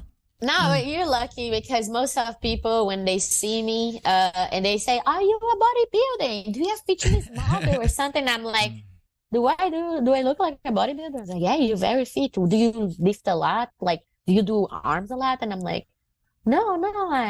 Sometimes I say, yes, I'm a bodybuilder. I'm joking. I'm a fighter. You're a fighter? You're too pretty to be a fighter. Let me see your ear. Let me see your hands. And then after they see my hands, it's like, yeah, you're right. That's I'm like, yeah, I'm not lying. So. That's why too. When I saw you come out with the hair down, oh my God, yeah, you see the knuckles. Yeah, they're not big as like before, like when I do like crazy jiu-jitsu gi grips. When I saw you with you had the headset on, but you had your hair down and you were kind of going like this, and I thought maybe you were like trying to cover it, like somewhere. Nah, I don't have none. I can show you guys. Hold on. We saw it. There's nothing there. That's what happens when you don't get hit. I don't know. I don't know if you actually fight. I don't know if you're not a fighter. Yeah. I mean, it looks that one. It looks that ear. Your right ear looks a little different. I think that's from the other one, but I mean, you wouldn't be able to tell. No, it's just a little bit like exactly where you sat, like a little bit inside in between the cartilage, but I never had an issue with this. I did feel like a few times I knew that would be a little bit harder, and I was like, oh my gosh, I'm gonna have just a gum on my ear now. Fuck this. Never. I always worried about it. Like, oh God, I know it's gonna happen. I wrestled a little bit in junior high. We had the headgear. I'm like, I don't want to be the only guy wearing the headgear. Everybody wore headgear. And then I just didn't. I'm like, oh, I'll just let it happen. And then it never happened. You're talking about during practice? In wrestling? Yeah. You had to. They made you wear the headgear in practice. In my high school, you didn't have to during practice, but you had to during your match. No, absolutely had to wear it. It was required. Yeah. Yeah. There was no getting around it. Cool. Yeah. I wish I went to your high school. I do have we got a couple listener questions. I took out one that I liked. We've got something else. We got some questions that we'll ask you at the end of the show here. I got a question, but I did have a question from Senin Jiu-Jitsu USPM. That's the Instagram handle. They said, "What is the most effective submission for a woman to use against a man in self-defense?" It depends. Because depends where, like if she's on the front of him, if he's behind her, on the side, have a double under, says one under, one, you know what I mean? Like if it's like in the guard and he's trying to rape her, because there's many type of self-defense. There's street self-defense, beloved ones self-defense, you know what I mean? Like, and there's like bully towards self-defense, and there's all these aspects that it really depends. If he was more specific, it would be easier to answer. But I mean, like, if we were going to talk about the typical rape, like, a woman has to be an actress, you know what I mean? If she really know how to use her guard, she can do many things from there. Of course, the guy can force himself in, just take the clothes and just do the job, but if a guy tried to really like get in this position with me, I would break his arm, choke a shit out of him. And I was like, come here, baby, get into my guard. Yeah, come down on me. I'm like trying the shit out of him. You know what I mean? Can be stronger if he doesn't, understand. I'm just gonna push him, pull, kick the chest, and boom, feet in the nose. You know what I mean? Like break the jawline. And if I get on top, he's fucked. So it really depends. So the best move is to train. The best one move you could do is go out there and learn how to defend yourself. Tonight. I know, like, in a situation where you're getting attacked. I like that answer. Number one, run if you can. Number two, scream as loud as you can. Draw attention to yourself. But yeah, I mean, it's kind of an open-ended question, right? It really depends on how you're being attacked. It really depends on this exactly because. But what do you come towards me because I'm specialized on this? Like, I mean, like, depends how he gonna attack me, Yeah. But yeah, like the first thing that we teach in self-defense is do not let somebody step on your boundaries. Like you have this frame space here, and if somebody's talking to you and they pass this line here, of your hand, they're already stepping on your boundaries. And that's how you have to be good at reading body language. That's what I always tell my students. And then you go from there, how they will attack you and how it's going to be the situation, you know? But for sure, the first thing it's like a language science, then language and movement science. Then you're going to have a great footworking because you're going to go backward, forward, sideways, circle, and just get the fuck out. Yep. If you're against the wall, it's totally different. You know what I mean? If you are like in the body or in the guard, it's also totally different. Depends where you're at. They're side control, they're on your back, you know what I mean? Or your guard. So there's many ways to like do a self-defense situation. And the best self-defense, make sure you train. Yeah. Train and be make in those sure positions. you prepare. Yeah. Be in those positions, be in those uncomfortable positions. And your body is the weapon.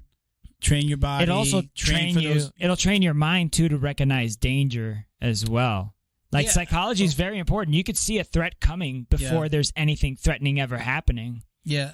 I mean, I think, and anyone who trains, I think that I think a lot of times, like you walk differently, you carry yourself differently.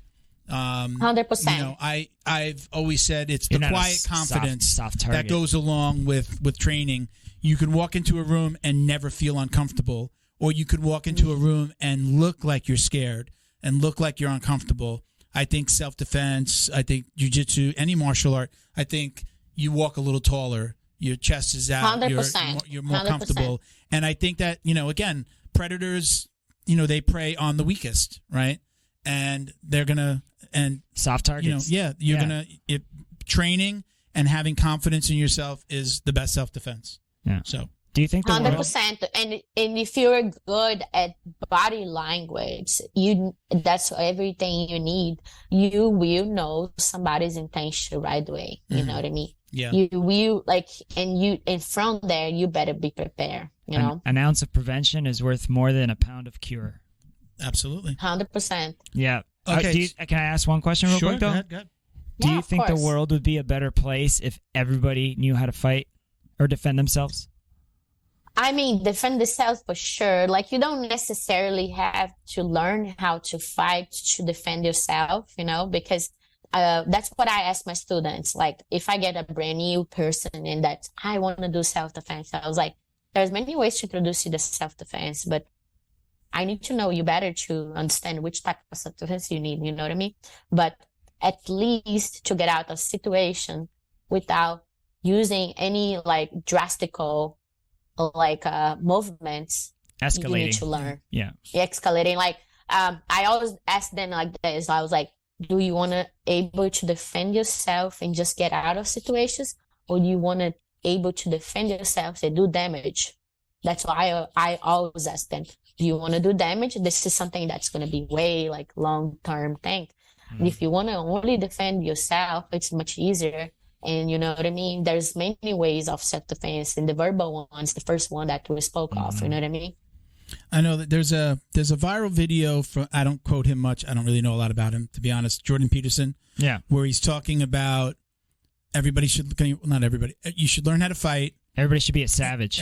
Right? And then, but those people that be dangerous. Yeah, that's what it is. Yeah. No, but it's not that video. Oh, okay. I know what you're talking about. It's probably the same conversation, but he's talking about people that learn to train.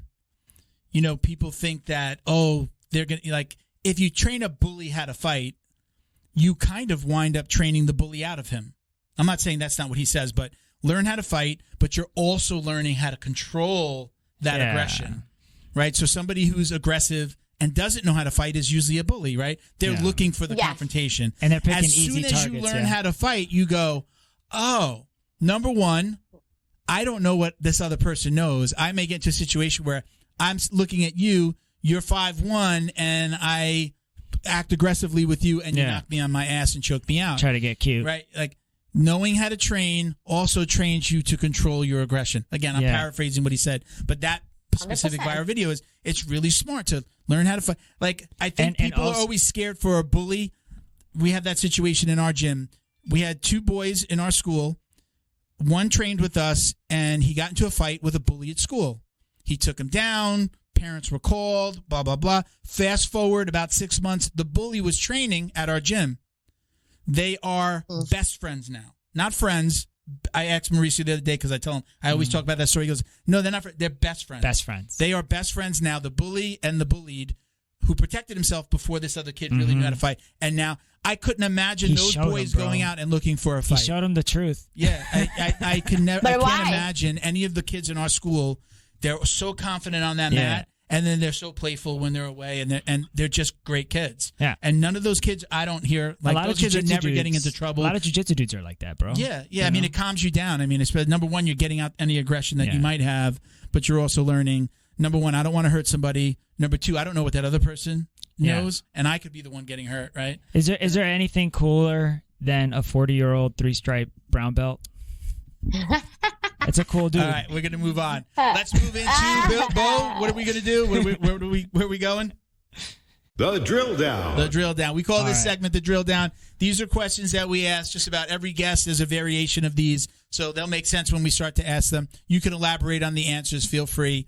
So, gi preference. Your gi or no gi? I can't decide. No preference? No preference, because gi made me who I am, and I'm in love with jiu-jitsu, so I can't tell you. I like that answer. We've gotten a both. similar answer before, so we get it. Yeah. So, takedown or pull guard?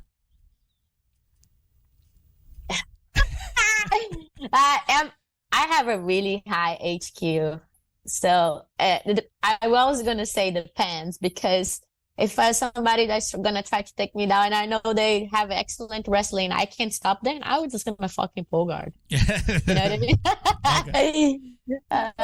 So next question is music during rolling, yes or no? Yes. What's your go-to? What's your favorite? Where you at right now? What's your favorite to train with? Depends. I have a really mix a playlist, and I really like to start with a reggae laid back because the warm-ups, but going through down there, it's like deep house, like trance, or like kind of poppy, or deep like house. I like that. Deep house. Yeah, I like deep house a lot. How about something called minimal? Wait, How look, about something called she minimal? said reggae. It's funny because now when I post, you could post on Instagram and post a picture and put the music now, right? I put it on the question post that I tagged you in, and now I remember what the guest said, and I'm using that music. Yeah. On the postings. Get the now. guest to like it. So I'll put reggae on one and I'll put deep house on another. If she likes deep house, how about, do you like minimal tech? I do. I like electronic music in general. I'm really love like deep techno, house music. Like I'm really about music. I always get a new playlist, and I'm always looking for new music. Yeah. And I speak 3 languages, so I'm always trying to learn something new. And I even listen for French, Arabic, Hebrew music. I'm really very mix it, So obviously Portuguese, English, what other language?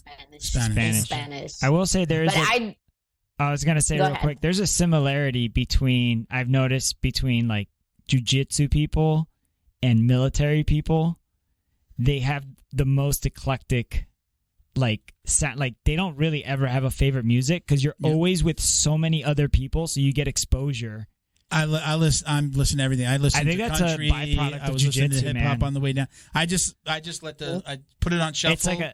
Put my phone on shuffle and listen to anything, But the military and the fighting community, it's with the music, it's that's the meme where it's the arms, it's army guy, jiu-jitsu guy, and then the hand is music.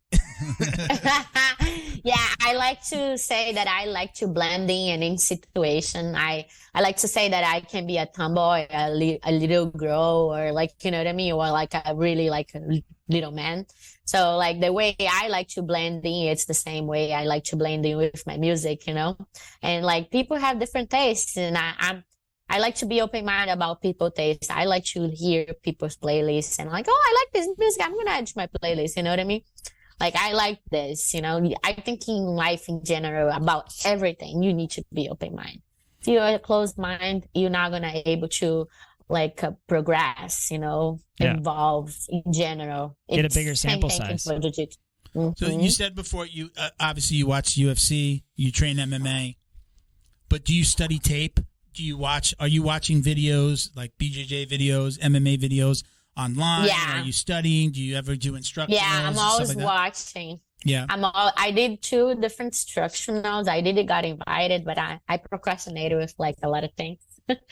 As far as collaborations and opportunities stuff, that's really hard to know that what's real, what's just bullshit, But I did 2 jiu-jitsu, what's called again? I forgot the word. Instructionals? Instructional. Yeah, I always forget this word. I did 2 jiu-jitsu instructional. One was very high quality. That was the BJJ club, I think, if I'm not wrong, or the club of BJJ. Oh, club BJJ, yeah.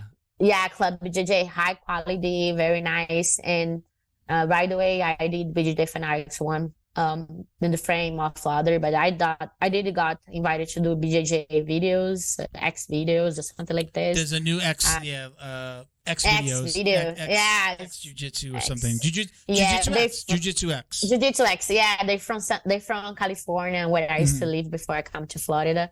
I did procrastinating, just going towards, because I never really fell into so much. I didn't go through. They ask you to come up with the idea and the curriculum. They want you to say you're gonna submit what you're gonna shoot, right?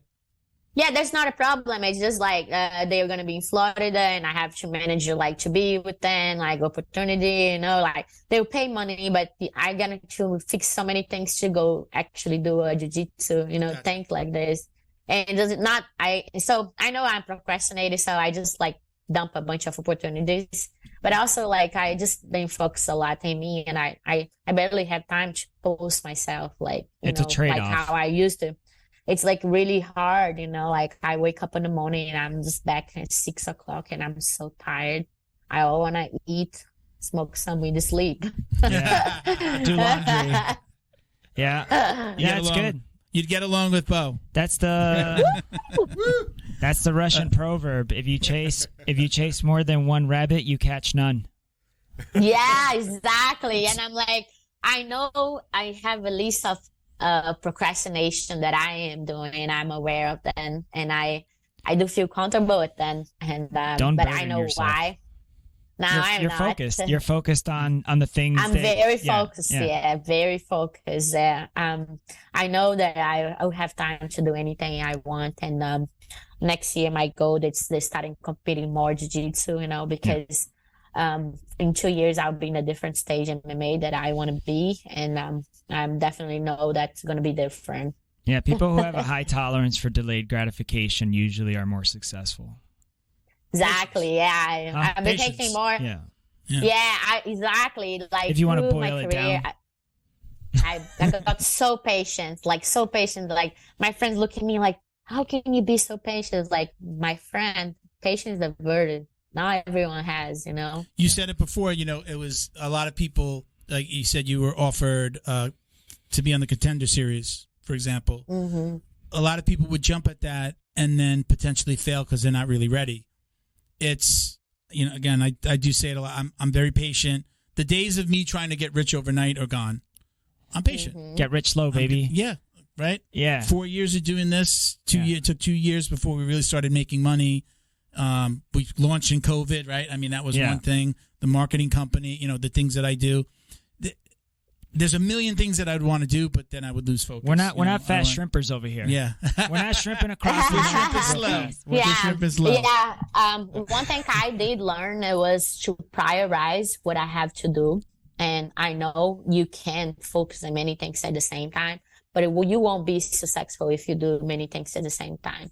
If you do not learn how to prioritize and be patient towards your goal, you won't able to be successful. And nothing come in the day from the night.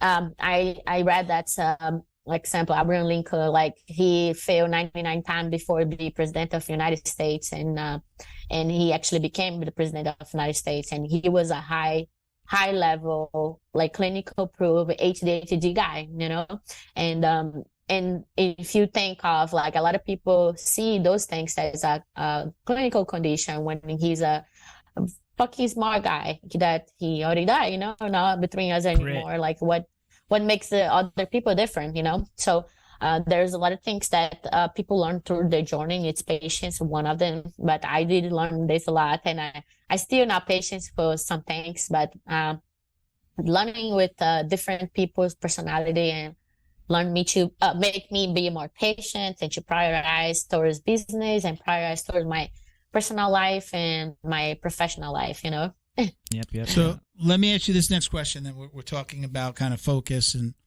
the grind. What is your ultimate goal in the world of jiu-jitsu, or let's call MMA? What is your ultimate goal? I mean, like, before you asked me if I want to open a gym, I didn't answer this question because I jumped to another things and we're like excited and we really forgot. I would love to, but it would be in the right moment of my career. I learned through like traveling the world and going helping friends and trying to live other people's dreams. That's very hard to fully focus and open a business. I would for sure open a gym with a successful partner and having a really good financial situation. And I would not like to rely on money primarily to open a gym. That's when I would open. But I would not open just a regular gym. I would open a temple, you know? I would offer not just jiu-jitsu class, but therapy, but other things that are very part of. So elaborate, if you can. You said temple. I know who you're talking about. What's the full? Tell everybody what you mean when you say temple. I mean, like, most of the time when you go to a jiu-jitsu gym, you spend more than an hour inside of the gym, right? Mm-hmm. Sometimes you go ahead 15 minutes later, or you are like a Brazilian time, 5 minutes before or in time or late. Most of people, even when you see a gym, like you guys mentioned, that have a family inside the gym, they spend more than 2 hours in the gym. More than that. It's more. That's what I say. More than 2 hours in the gym. Family trains, yeah. Yes, and like most of the gym that they offer showers and everything else, they're a great place to spend time. They love just being on the mat, talking after, and just show the family environment they could be or not, you know. However, if you do have a place that also offer therapy, massage, that might have a mental coach, or like even is on the front of the beach and have a surf shop attached and a cafe, that would be a multi-gym. Like, I can tell you that's something that's close, but not even 60% what I'm saying. It can be like Miami's Fight Sport. They have like a lunch place and they have strength and conditioning, and they do have the jiu-jitsu that's most looking for there. Yeah. And they have like the crazy Brazilian trainer that everyone ATT used to have the juice bar. Yeah, we do, and we used to have the juice bar, but there we have more dorms and etc. Yeah. But not every gym has what it takes to be a temple. You Amenities. Know what I mean? Yeah, exactly. So if one day I would open a gym, I would have to have crazy sponsorships and partners, because I would not just want it to be a gym for jiu-jitsu. Of course, I would have people to manage each area that I'm talking about, because I would not be able to do it myself, and I would have maybe a black belt husband or whatever to open a gym. And that's would be the point that I would be successful towards this, because I would be very competitive. But I'm not open jiu-jitsu to compete against other jiu-jitsu gyms. I'm open to offer quality lifestyle for somebody that want to be there. You're going to provide the culture, yeah. Exactly. Yeah. Now the Brazilian BJJ, the jiu-jitsu. Yes, that's what I meant. You know what I mean? The surf class, because surf is very related to jiu-jitsu. Equilibrium is like mental set and all those things. You know what I mean? Sucking but down salty water. Yeah, salty water, jiu-jitsu. Just like in jiu-jitsu. I told my wife. I told my therapy. We talk about like I would like to have a podcast office a little bit closer to home, and we talk about, oh, could we have mat space? I don't want to run a gym, but I would have some, if I could rent it to somebody, I would like to have access to a gym, but I wouldn't want to be the coach. I couldn't take on another gym. And I've had that conversation with my wife as well. I'm like, if you trained, she doesn't train, if you trained jiu-jitsu, one day you can help me and you could maybe coach and you could run the, but I wouldn't take that. I mean, that's like a retirement program. A dream. Yeah. That's like that's what I said. When I don't have to depend on it for money, like I'm doing it for the love of it. It could pay for itself. I'm not worried about it. Like I got to make all this money. Like I want to make my money first and then do that as my retirement. That's what exactly. That's what I said. My business would rely on money primarily. Okay. Of course, for the long term, you want to make money because besides if I was a billion or $3 million person, I would be able to be like Dan Lambert, run the gym without like relying Shout on out money. to Dan Lambert. Yes, I read that he's in one of the 14 richest family in the United States. Good. So Really? like the guy, he don't need to nobody's money to keep the gym. He did it for the love of the game. I know my exactly. Yeah, my niece. I don't think my nephew. My niece hung out with like some of his kids. He's got a couple of kids, right? Yeah. My wife does Pure Bar. Dan Lambert's daughter owns one of them. Yeah. Oh yeah. Mm-hmm. Cool. She's super cool because I've been to a couple of the girls' parties, and it's like, because it's the girls get together, and then like there's that awkward like because then they bring their boyfriends. It's that thing like. Well, how most like you bring your girl somewhere, she brings you somewhere, and then you're like, oh, I get to talk to plus one. But there's a whole bunch of plus one dudes. Gotcha. And then there's that awkward like I don't know this dude, like who am I gonna talk to? So I talked to her, and she's so high level in terms of like she's a huge UFC fan. Okay. So like you're like who you got this weekend? That kind of talk. All right, we have one last question for you. Yes. Before we'll ask this first. Yeah. So one last question. This is a big one, super important. I'm gonna let Miguel ask the question. Do you or do you not wash your jiu-jitsu belt?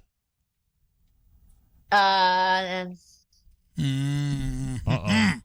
never wash my belts through the. I actually never washed my belts. There it is. Wrong answer. Dirty belt wash. Never wash my belts. I used to just to put in the sun to dry. Yeah, but why? I'm not that I believe on the things that they say. I just didn't want my belt to lose the color. No, just to lose the color. Yeah. Okay. So you don't. Here's a good follow-up question that I've been thinking. We've been asking this question a lot. So sometimes I try to think about the logic that I get because the input is sometimes different. It's not like is it because you like the belt so much that you don't want to replace it with another belt that you bought that wasn't given to you? That's why you don't want it to lose color? Or like I don't want it to fade away so bad because when you wash, like it depends how you wash. If you only put regular soap, like goes in between the like cotton and just like expand the cotton. It's like you wash your cotton shirt and you put it in the dryer. I'm on my third blue belt. I know. Yeah. I wash my belt. Yeah. I just buy a new one. Yeah. It's not a big deal. It's like I don't believe in juju think and this is not gonna change my life. But I definitely would like to have a belt that will keep the color. And like and I know fully like people say, oh, this is disgusting. I was like, bro, you have sanitized shit and just spray that shit and put it in the fucking sun. I don't do it with my belt. I have two brown belts. One was I carried in my bag. I have two. The one that my coach gave me when I got promoted, but then a sponsor sent me one. Flow and Roll sent me one, and I used that one. Yeah, and I use it because it was a little bit longer. And the other one was too tight. Yeah. The other one was too tight on me. I was like, oh, gotta. No, I never washed my belt, not even my white belt. I have all my belts. I did lost some of my black belts towards my traveling. I got stole, whatever. But I also have two belts. Are there black belt thieves out there?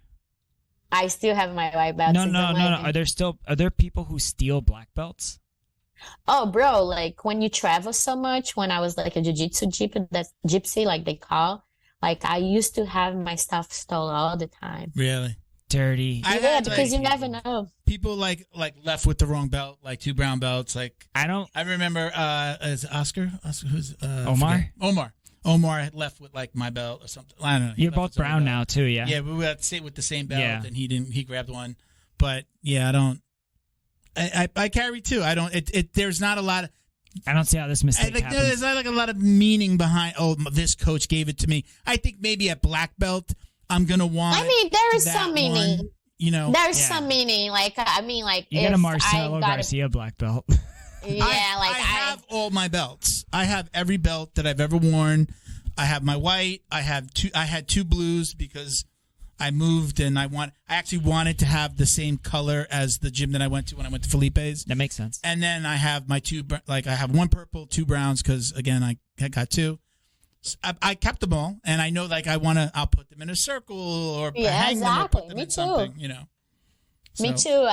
But I never wash my belt because they say, "Oh, you don't wash your belt. Oh, I'm this like hierarchy jiu-jitsu professor. You have to bald and shit." Like, I mean, there is some boundaries that you have to do it, and that's out there. But I never wash my belt because the juju thing. I think it's the bullshit thing.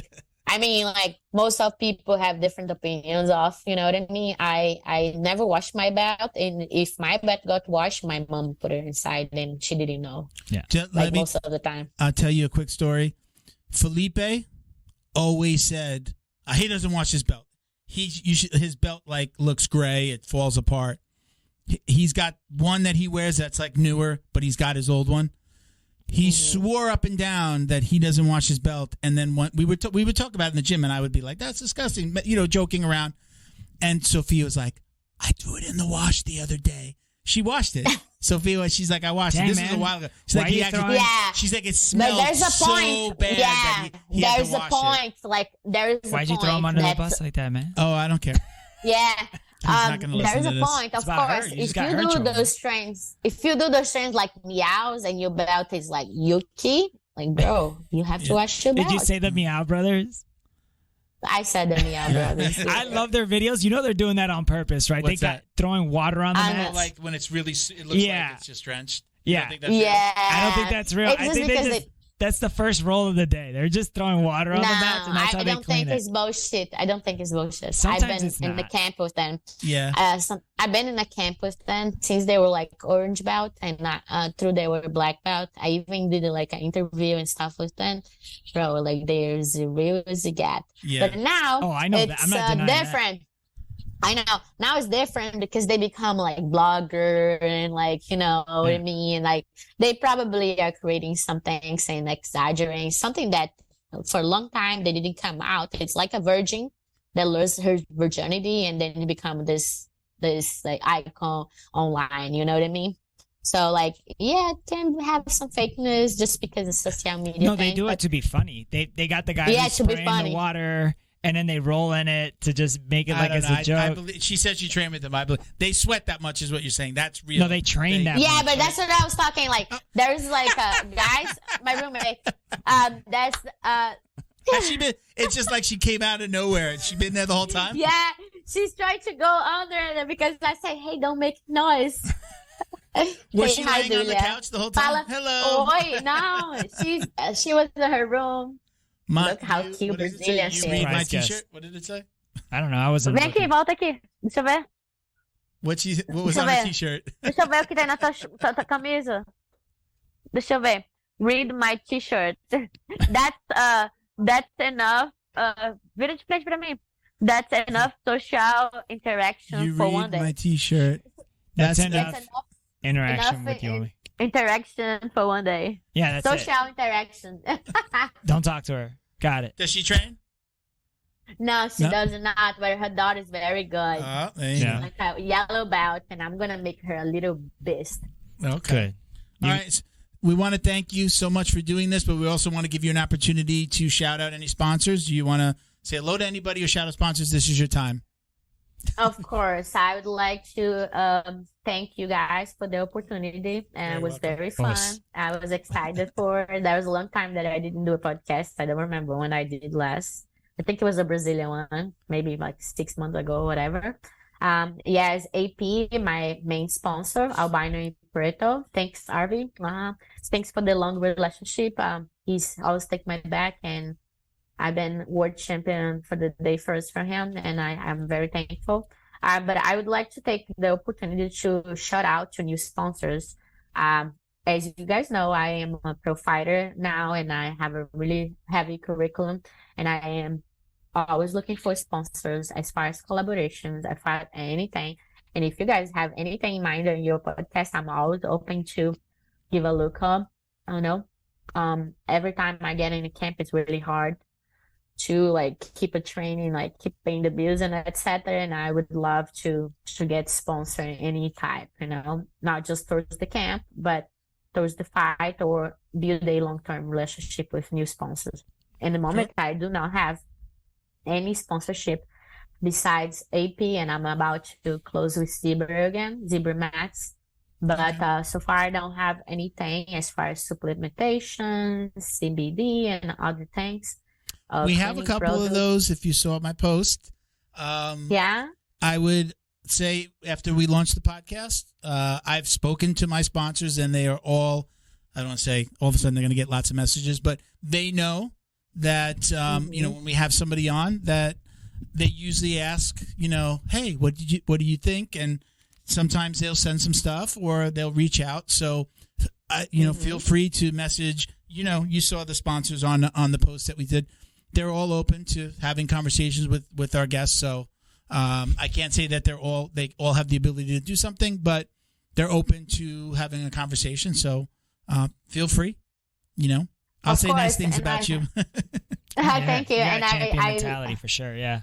Thank you. And I do love the fact that you have a marketing company, and I think market is all about to be a great athlete, and as much marketing you have, better. And I would like to look forward into days as well. Awesome. Right. Thank you. Like I said, don't hang up. Thank you so much for doing this. We're going to come take some pictures with you, but thank you so much. We'll launch in a couple of weeks. Obviously we're not live. This will come out not next Monday, like the following week. So usually about 10 days out. Okay. Okay. So, all right. Thank you very much. 1, 2, 3. Thank you to Neutral Zone CBD, a combat family-owned company that supports athletes and the people who love them. Neutral Zone strives to deliver clean CBD products for sports recovery in gummies, lotions, balms, roll-ons, and more. After a competition, a hard rolling session, or a tough day on the job, Neutral Zone has a product designed to help you reduce inflammation, increase cell rejuvenation, and may even help with aging joints. Visit NeutralZoneCBD.com and get 25% off your order with code JJD. And follow them on Instagram too, @MyNeutralZone. Jiu-Jitsu's favorite monthly subscription box has now joined the Jiu-Jitsu Dummies podcast. The BJJ box is delivered to your door filled with premium jiu-jitsu and grappling apparel, equipment, supplements, supplies, snacks, and more. The crew at the BJJ box find the best in the world of jiu-jitsu and guarantee every box to be worth more than the cost. Each box includes 4 to 7 items you're going to love. Visit thebjjbox.com and use code JJD10 to get $10 off your very first box. And give them a follow on Instagram @thebjjbox. Special thank you to the crew over at Flow and Roll for all their support. Flow and Roll is renowned for their incredible no-gi rash guards, shorts, and leggings. Flow and Roll has quickly become the premier custom apparel provider for academies big and small throughout the United States. Reach out today to discuss your custom order and ask about their incredible pre-order program. You can send an email to flowandroll@gmail.com or visit their Instagram @flow_n_roll and shoot them a direct message. And yes, they can create an awesome custom gi for your academy as well. Visit flowandroll.com to check out their awesome designs, and while you're there, pick up a Jiu-Jitsu Dummy signature tee exclusively at flowandroll.com. And remember, you'll get 20% off your purchase of t-shirts, rash guards, or gis with code JJD. Okay. All right, everybody. What do you think? That's a champion. Yeah. Yeah. No, that's how they talk. Future champ. Yeah, right. So I didn't want to say it during the interview, but like that's how, like when you listen to champions talk, That's how they talk. That's their mentality. That she sounded a lot like Valentina Shevchenko, actually. Like with like the mannerisms also. Yeah. It was kind of weird. I never noticed how much the accents were. Super confident in herself. Yeah. Check. But not arrogant. Not arrogant. Check. Well, she knows where she's at, man. She knows where she's at. Check. She's not taking just any opportunity. Right. Check. Humility. Focused. She's like, I'm not ready for that yet. I'm not ready for that level. Those are all signs of like a champ with like longevity. High right? Like IQ. somebody that's gonna like somebody who's gonna be around for long, like not just like she's a jiu-jitsu champ. So she knows how to be a champion. Like Put that money if you've ever done a tournament, like it's not only the tournament, you could probably be better than a lot of the people that you go against, but it's that mental attitude. Are you nervous because you're at a tournament? Yeah. Are you in your head because you know you're going against the number 2 seed? We're not talking about like me and you going to a tournament at our age group. We're talking about high level black belt, elite, cream of the crop. I just have a feeling we definitely haven't seen the last of her, and I think she's gonna. When I used to play in a band, it was dope, and we would play on stage. And somebody would get stage fright. We would just remind them, we're just practicing, but in front of a lot of people. That's right. Yeah. Yeah, I think I would say the pressure at her level is a bit higher. Yeah. Because like, you miss a note, whatever. I think a lot of people though say the same thing though. Once you get on the mat, like it goes away because you're concentrating. I don't think so. I've seen people freeze even at a low level. I don't even want to brag about a high level. Yeah. Of course, it's okay to freeze at a high level, but I've seen people freeze at a freaking Naga. Yeah, dude. Okay. All right. So listen, Talita, thank you very much for coming on the show. We really appreciate you guys, or appreciate you. Thank you for putting up with us. A little housekeeping here. Just check out Jiu-Jitsu Dummies on Instagram and Facebook for all the ways to watch, listen, and support. Click the link, the link tree, bring you to our YouTube, different podcasts. If you go to a T-Mobile store, it'll just auto-populate. Yeah, you're right. Yeah, if you see Jiu-Jitsu Dummies on the phone in a T-Mobile store, you know that I've been there. Yeah. Check me out. Check me out at Uncle Milty BJJ on Instagram. That's right. Check me out at JJD_DJJ69. Oh. At BADWERKS, Bad Works. Bad Works. Very cool. All right, everybody. Thank you for watching and listening. Peace. Love. Jiu-jitsu. I want to start doing 1, 2, 3. What? At the end? For everything. Now we got to say peace, love, jiu-jitsu. Yeah, you do. That's the thing. Peace, love. Buy that rash guard. Jiu-jitsu. Bye, guys.